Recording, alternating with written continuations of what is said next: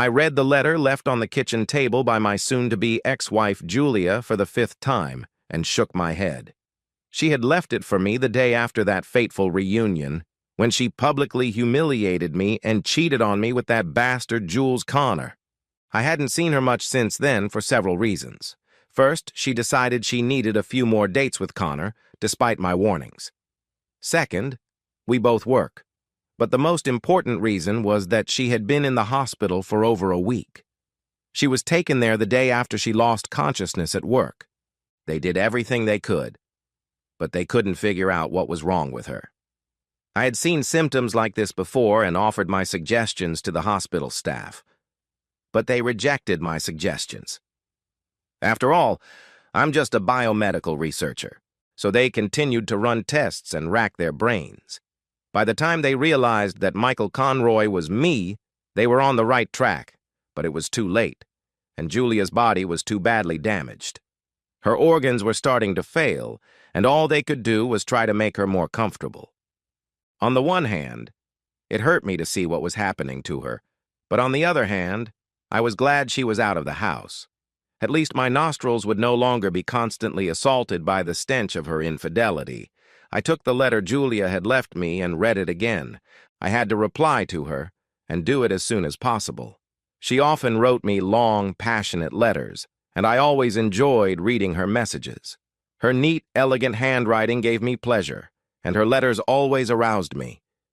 But this letter wasn't so beautiful. First of all, she had misunderstood that fateful night so badly. Although, considering how everything had happened, I wasn't surprised. I poured myself another cup of coffee, sat down with a pen and paper, and began to write, Julia. I received and read your letter dated December 1st, and I must say that I am very disappointed in you. For many reasons. Let me start by saying that I was happy and proud to call you my wife. After all, I was married to a gorgeous woman with a body that could only be described as a walking erotic dream. Yes, you were a little promiscuous that night, but to be honest, it didn't bother me at the time. I loved looking at you, admiring your curves, and yes, I admit that I liked it when the whole world knew you were my woman. What's more, I knew that I was the man who brought you home, undressed you, and made love to you tenderly. I will never forget what we had and what we shared during those 5 wonderful years, 2 of which we spent as husband and wife. At that time, you were the most loving, caring, supportive, and, yes, faithful woman I had ever known. You were the meaning of my existence. I guess I felt I had a right to be proud. A beautiful wife, a nice house, a great job, the respect of my colleagues. I had it all, and I just wanted to brag about it a little. You're right. Jules Connor was the biggest bully I ever knew, and yes, he mercilessly tormented me from 4th grade on. That's why I took up martial arts in high school. I continued training even while serving in the Army as a medic. In fact, I could have easily beaten Jules, but unfortunately, he had a few friends with him, 2 of whom were local police officers, and they wouldn't let me. However, if he had hit me, things could have ended differently, and we wouldn't be in this situation. I saw how you reacted to his taunts and noticed how you flirted with him. I also saw how your skin flushed when he started hitting on you. I watched you dance and realized that something was wrong. Before you left with him, I tried to talk you out of it. In your letter, you claimed that I didn't say anything, but that's not true, and you know it. Maybe you just decided to ignore me. The truth is, I warned you that if you went with him, you would regret it for the rest of your life. You smiled mockingly at me and said that it was your body and you could do whatever you wanted with it. Yes, that night you chose him over me. And, to paraphrase an old movie, you chose badly. I'm sure you realize that now. I wondered what could have made you behave that way that night. I had never seen you like that before, and I believed that maybe old Jules had invented some kind of slut ray gun that he used on you. Before we left, I managed to grab a couple of the glasses you were drinking from. As you probably remember, those glasses contained the drinks that Jules and his friends brought you. I checked them, and you know what? They were full of all kinds of drugs, ecstasy, everything you can imagine. Yes, Jules and his friends drugged you that night, and I suspect he drugged you the next time you met. But it doesn't matter anymore because the real damage was done the first time. Let me explain. You see, Jules and I served in the same unit in the Army after school. Yeah, he tried to bully me there, and he even hit me once, which he regretted very much. After I smashed his stupid face into the asphalt a couple of times like a basketball, he mostly left me alone, but we never became friends. Our unit was sent on a mission to deliver humanitarian aid to a third-world island nation that had been devastated by a hurricane. As a medic, I was busy treating the wounded, while Jules' unit delivered supplies to various locations on the island. One day, Jules came to the medical center complaining of pain in his groin, especially when urinating. It didn't take a medical degree to realize that he had contracted a sexually transmitted disease. I ran all the necessary tests and prescribed the usual treatment, including warning him to refrain from sexual activity. The test results came back positive, but the doctor and I were stunned to see that the disease he had contracted was very different from anything we had seen before. It was more aggressive and resistant to traditional treatment. Under the microscope, it looked very similar to a standard strain of gonorrhea, but it was completely different. Jules continued to suffer from several symptoms: headaches, fever, pain in his armpits, discharge, delirium, joint pain, etc. Many of these symptoms are similar to yours. It wasn't very pleasant. He was on the verge of death several times. I stayed with him and did everything I could to ease his suffering. In fact, I saved his life. We prescribed everything possible to treat the symptoms. Eventually, the symptoms subsided, but repeat tests showed that the bacteria that caused the infection were still in his body. They had simply gone dormant. The doctor drew up a complex treatment plan and instructions, and Jules was sent back to the U.S., where he would be closely monitored at the Center for Disease Control and Prevention. However, before he was put on the plane that was to take him away, he told me in no uncertain terms that he would get revenge on me for ruining his military career. In short, he blamed me for his poor decision and his actions. I believe that what he did to you that night and the nights that followed was a result of that threat. After that, I never heard from Jules again. I finished my military service, went to college where I met you, and the rest, as they say, is history. So yes, I was stunned when I saw him at the reunion. I was even more stunned when I saw your reaction to him. Yes, it hurt me to watch him fawn over you. Worse, there was nothing I could do about it. His friends, two of whom, as it turned out, were armed, made sure of that. There was a reason I didn't say anything or take any action while he was humiliating you. You see, one of his friends held a .38 caliber pistol to my side so no one would see. You didn't know that, did you? Something tells me that even if you had, you wouldn't have cared. When you stumbled back into the room, I couldn't help but notice the marks he left on you. You claimed to love me, but your actions that night said otherwise. Have you noticed that I haven't touched you since then? Have you noticed that I always wear latex gloves when you're in the house? Have you ever thought about that? Do you remember how I urged you to see a doctor immediately? Do you remember how I told you to get tested when you started feeling sick? Do you remember your reaction? You dismissed it, saying it was just a urinary tract infection and it would go away. But it didn't go away, did it? In fact, your symptoms got worse every day. Instead of getting tested and seeing a doctor like I advised you to, you decided to go to Jules because, as you said yourself, I wasn't fulfilling my marital obligations. I explained to you why I couldn't touch your sick body, but you just dismissed my concerns and laughed in my face. But you're not laughing now, are you? Remember when you asked me if I was going to file for divorce? I said no. You laughed and said it was because I was weak and a cuckold, just like Jules said. The truth is, I knew you wouldn't live to see the divorce. And I was right, wasn't I? I'm sure you regret not listening to me at the reunion.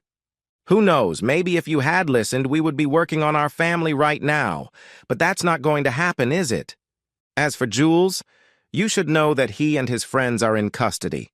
I'm sure Jules didn't tell you that he infected you with a dangerous, sexually transmitted disease when he had sex with you without a condom, did he? Turns out that's against the law in this state. But don't worry. He's got even more serious charges coming his way soon. I hope your fling with Jules was worth it. I'm sure you can honestly say it was the most expensive sex of your relatively short life. And don't worry about me. There are plenty of lovely women who have already expressed interest in a future widower. I have some experience and am confident I can play the role of the grieving spouse. Farewell, and enjoy what's left of your life. Your future widower. Michael. P.S. I've already taken care of your final arrangements, so you don't have to worry about anything. After the autopsy, your body will be donated to science. After all, it would be a shame not to learn everything we can about the consequences of the STD that Jules infected you with. Once the research is complete, your remains will be cremated and given to your parents if they want them. I just felt that you had a right to know. And yes, your parents know the whole story and agree with my assessment that this is the best option.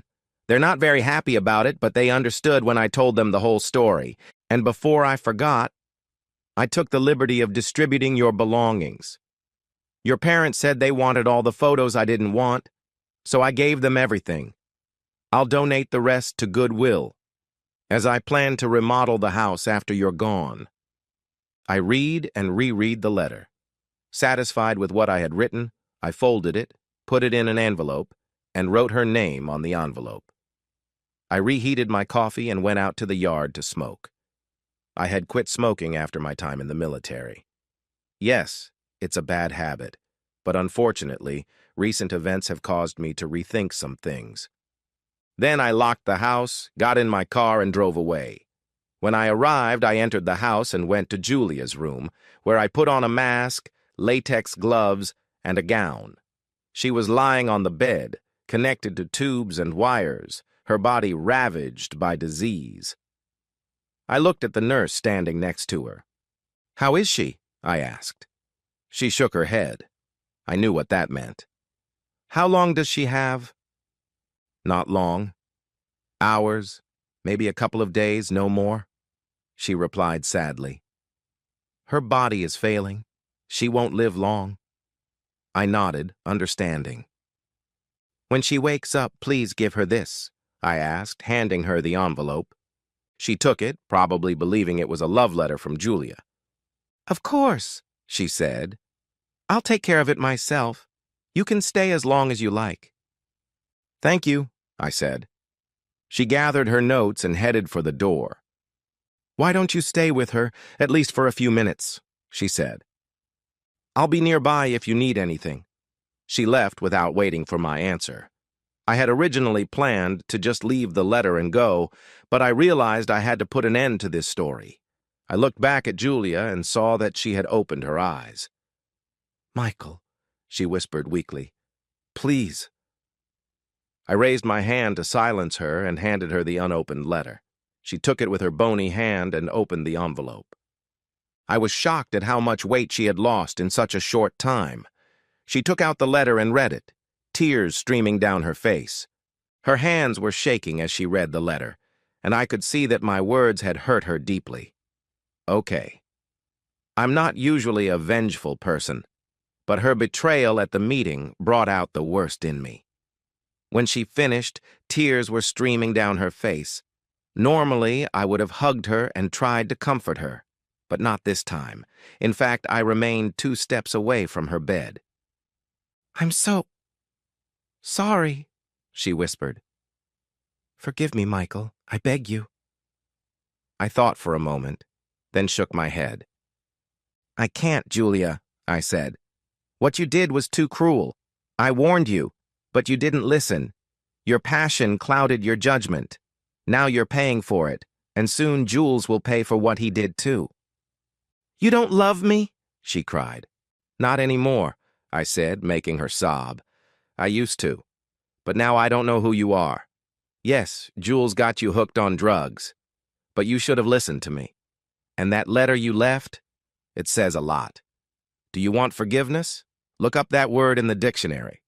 Or ask the God you worshipped when you were young. You won't get it from me. Don't you feel anything for me? She asked weakly through her sobs. Yes, I replied, mostly disgust. Why are you so cruel to me? She asked. I'm dying. Really? I replied. I looked down and saw a small hand mirror on the table. I grabbed it and held it up to her face. Look closely. That's why. You killed me that day at the reunion. You could have just put the gun to my head and pulled the trigger. And the last letter was the last straw. It's your fault, Julia. I'm sorry you're dying, but the truth is, you made your choice. Now you have to live with it. I put the mirror back on the nightstand and headed for the door. When I reached the threshold, I looked back at her, knowing it was the last time I would ever see her. She was shaking and sobbing in bed. Goodbye, Julia, I said as I left the room. In the hallway, I passed a nurse and noticed her angry look. Oh well. I got in my car and drove home. The next morning at 3:30 a.m., my phone woke me up. I looked and saw that it was the hospice calling. I guessed what had happened, but answered anyway. Mr. Williams, this is Life Care Hospice, said a woman. I'm calling to let you know that your wife passed away a few minutes ago. Thank you for letting me know, I said. I see that an autopsy has been scheduled and the body will be donated to science. Is that correct? The woman asked. I could tell from her tone that she didn't approve of this decision. Too bad. Yes, that's correct, I said. All right, she replied. Then we'll take care of the transportation. You can come by any time to pick up her belongings. Thank you, I said. I also see in her file that Detective Samuels of the Metropolitan Police should be notified of her death, she said. That's correct, I replied. All right, sir, she said. My condolences, Mr. Williams. Thank you, I said before ending the call. I called her parents to tell them the news. They thanked me for letting them know. Since her body would be donated to science, there would be no funeral. If her parents wanted to hold a memorial service, they could arrange it without my involvement. I didn't want to spend money on it and didn't plan on attending the service. Now she was gone from my life forever. At least I could look at myself in the mirror and honestly say that I had remained true to our promises until the end, even if she hadn't. The next day I went to work, and my boss told me in no uncertain terms to take time off for the death of a loved one and see a psychologist to deal with my anger and grief. My boss, a very understanding and perceptive woman, handed me a psychologist's business card and made it clear that I was not welcome at work until I made an appointment. I did everything you're supposed to do after losing a close person. I took the death certificate to Julia's company and took care of all the final arrangements. Everyone offered their condolences, which I accepted with gratitude.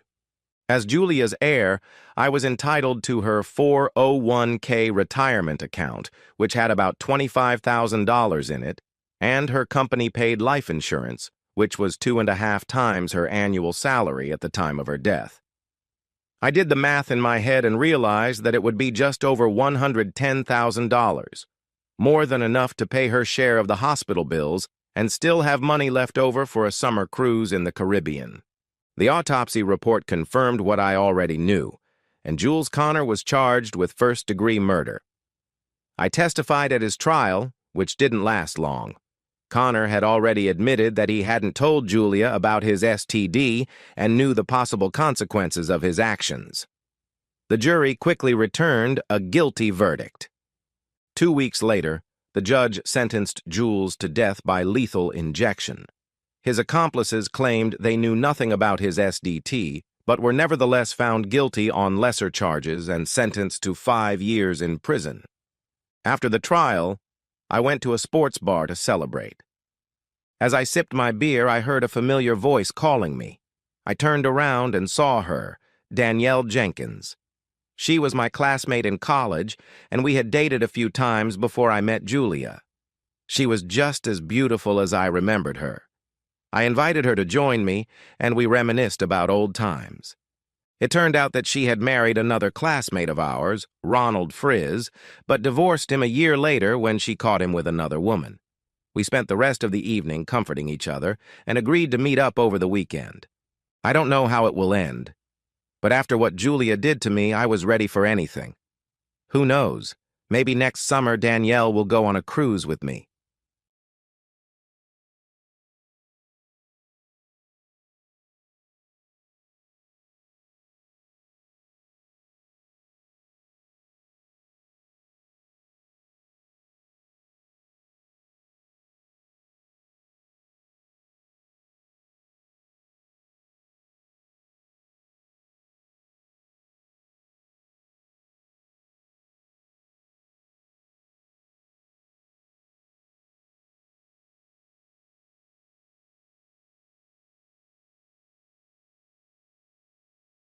At 8 a.m., my phone alarm went off, urging me to get moving. I jumped out of bed, rushed downstairs to put the kettle on, and then went back upstairs to take a quick shower. I figured that all hell would break loose right after 9 a.m., so I wanted to be ready. My wife, Joanne, was still fast asleep. We had only gotten home at 4 a.m. after dropping our youngest daughter, Michelle, off at college. I couldn't understand why Joanne was so tired that she slept through all of this, considering that I had driven 500 miles there and back, and she had slept almost the entire way. Joanne and I had been married for almost 25 years. We had 3 wonderful children whom I was very proud of, as they had all gone to university. Our eldest daughter, Estelle, had graduated last year and was now, in theory, traveling the world with a backpack. David was about to start his final year at Oxford, and we had just dropped Michelle off in Newcastle. After showering, I hurried downstairs, made coffee, and took it to the bedroom. "Here's your coffee, sleepyhead." God, what time is it? It's almost 9, time to get up. "Why? Don't we have anything planned for today?" she asked, sitting down to drink her coffee. Meanwhile, I threw 2 suitcases on the bed and started packing clothes into them. Joanne looked at me for a few seconds, then her curiosity got the better of her. "What are you doing?" "What does it look like, my love? Let me give you a hint. I'm taking clothes out of the closet and dresser and putting them in suitcases. I'd call it packing. What about you?" "Why are you packing? Are you going somewhere?" "Well, I thought it was obvious." "Where? Why?" "Why? Sit down and tell me yourself. Don't you know?" "No, I don't know." Joanne turned pale. She had thought of me as a fool for years and had no idea that I had guessed what she was doing behind my back. "Joanne, how do I make my living?" "You run a security company and keep people safe, I believe." "I don't know for sure." "You travel a lot, meet people, but you never tell me about your work, so I'm not sure." "It would be more honest of you to say that you never cared what I do. As long as you had money, you didn't show the slightest interest in how I earned it.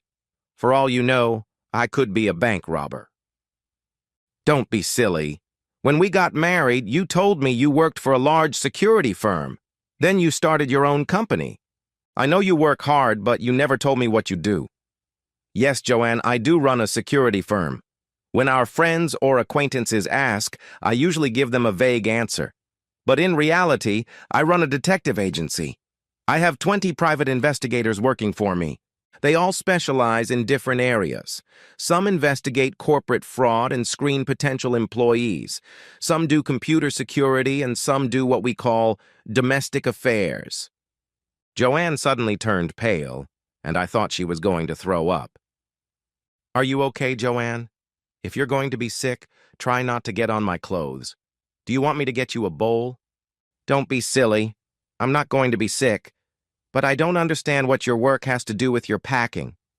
Are you going on a trip you didn't tell me about?" I walked over to the dresser where my laptop was, lifted the screen, and tapped the touchpad. The screen lit up, and an image of Joanne appeared, kneeling naked. The speakers blared with the moans of a man in pleasure. "Well, I feel terrible. When I first saw the video of you doing that..." Joanne quickly went on the offensive. "What did you expect? You haven't made love to me in years. I had to find satisfaction somewhere. Just because you lost interest in sex with me, you thought I should give up sex too."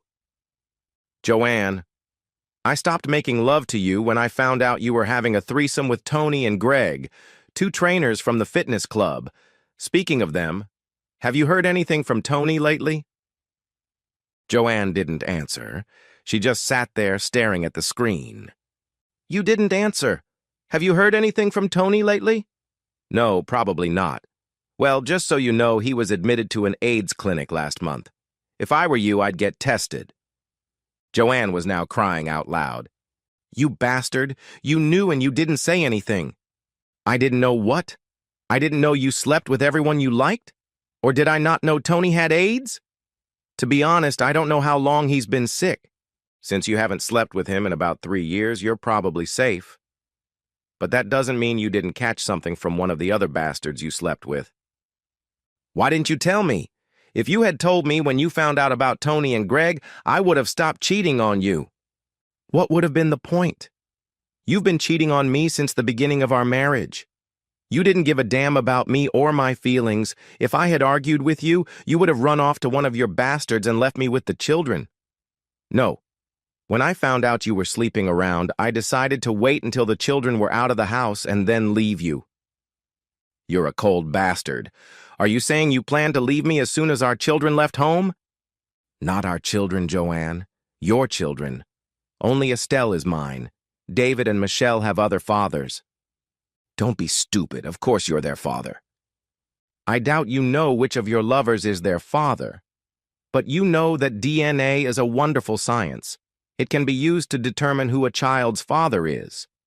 It took my people some time, but now I know who their fathers are, and I've taken steps to rectify the situation." "That's ridiculous. You're the father of all 3 of our children." I raised my hand to silence Joanne. "Damn it, woman, you've been cheating on me since the beginning of our relationship, before and after our wedding. I worked like a dog for years to buy you everything you wanted. You've been mocking me for years, and I finally caught you. Stop pretending you're not a fool. As of today, you're free. Now you can sleep with whoever you want with a clear conscience." At that moment, the phone rang. "That's for you, Joanne. I'm surprised they didn't call sooner." Joanne glared at me as she picked up the phone. Then I heard one side of an amusing conversation. "Hello?" "Yes, it's me." "What's he doing?" "How much does it cost?" £300,000. You must be joking. He can't do that. Can he? I'm sorry, Dave. I didn't know he knew. He just said he was leaving me." "How should I know? He said something about DNA. Tell me how I can stop him. I told you he's leaving me." "Well, it sounds like you had a good time." "Go to hell, bastard." With that, Joanne hung up and started crying again. "That was David Tucker. He says you're suing him for £300,000, she mumbled through her tears. "Yes, that's right. I fed and clothed his son for 21 years, paid for his private education and fed him at Oxford. I thought he got off pretty lightly, didn't I? But now I want my money back from his real father, and if I'm lucky, it'll ruin his marriage." "You'll ruin his marriage? Have you no conscience?" "Enough, Joanne. Why do you think I'm talking about your conscience? Where was your conscience when you slept with him, and where was Tucker's conscience when he slept with my wife? He decided to sleep with you, and you got pregnant. Now he can pay for sleeping with you. You two decided that I would believe David was my son. I truly believed he was yours. You've probably slept with so many men that you didn't know or care who David's father was. But I know, and now David knows too." "You told him? How could you, you heartless bastard?" "Of course I told him. He has a right to know who his father is. To tell you the truth, he suspected who his mother was. Why do you think he's been away so much since he started college and didn't come home this summer? You pushed him away. I'm sorry to have to tell you this, but he didn't want to come here and see you. I tried to convince him to at least say goodbye, but I believe you'll see him in court during the divorce. My cell phone rang, signaling a new message. I read the message and turned to Joanna. Just in time. David just told me that Michelle doesn't want to see you anymore and doesn't want to talk to you. Her father has also been informed. You bastard! You turned them all against me. Wait, that can't be a message from David. He's in New York. You wish. Neither David nor Estelle left the country this summer. They both stayed at my new house, or rather, Estelle's house. We didn't want your lawyers to be able to claim it. The children don't want to see you anymore. David and Estelle were in the car parked behind us when we left Michelle's apartment last night. They explained to her what you're doing and why I'm leaving you. Michelle was given a choice of which parent she wanted to go with. It looks like she's decided to go with her brothers and sister. Joanne, it looks like you're on your own. You can't do this. They're my children. All three of your children had complete freedom of choice. They know who has cared for them their entire lives, and they know who spent their time partying and acting like a virgin. I won't let you. You can't take my children away from me. Your children made a free choice, Joanne. I know I can trust them to make the right decisions. Oh, when you get in touch with your lawyer, tell him that my company actually belongs to Estelle and has done for several years. There's no point in wasting time and money trying to get a piece of something that isn't mine. You bastard! Joan shouted at me as I left the room with my suitcases. Those were the last words I ever heard from her. Joan didn't contest the divorce, and I don't pay her alimony. David and Michelle's fathers settled the matter out of court. It wasn't the 300,000 pounds I asked for, but it was enough to give them both a good start in life. I don't give a damn what happened to those bastards' marriages. The children refused to see Joan, and officially we don't know where she is. One of my employees told me that she was charged with prostitution a few months ago. But I managed to keep that from the children. In a few weeks, I'm marrying my former secretary, Samantha. No, there was nothing between us while I was married. When I first found out what Joan was doing, I confided in Sam. She left the firm a few years ago to have a baby. While she was still in the hospital after giving birth, she found out that her husband was living with another woman. Naturally, she turned to me for support. Sam is 10 years younger than me, but my children supported us.